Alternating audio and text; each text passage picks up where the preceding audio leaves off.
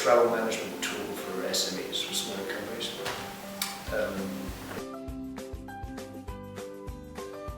Well, San Francisco is the sort of center of the tech world. It's kind of like the elephant in the corner. So I think it's pretty inevitable that anybody, specifically in the tech sector, the software sector, at some point is going to go there. And you hear so much and see so much about the companies that are there. It was an inevitability, really.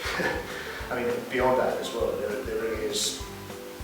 I mean, there were so many unknowns, especially with regard to investment, with regard to our competition, etc. And a lot of our pending client base was sitting out there as well, so we were quite keen to go and visit them, speak to a couple of investors, just sort of see the lay of the land.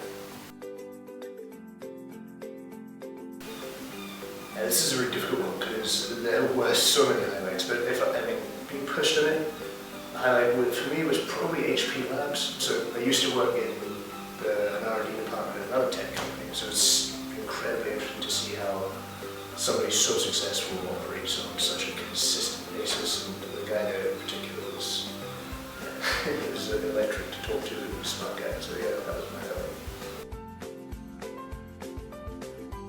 So this one again is a difficult one.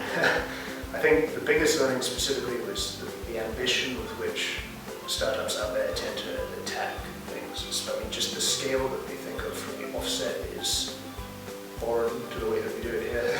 Things here are much more incremental, much more modest, and that in particular, just the magnitude and the money that they tend to think about backing these things up with scaling them, it was a whole new way of looking at things, and it just seemed to bring that, make that whole world so much more realistic than it was before we went. So that's definitely changed the way in which the timelines and the magnitude of the sort of objectives that I've placed around our product line have changed significantly. Well, first of all, they got me out there, which was cool.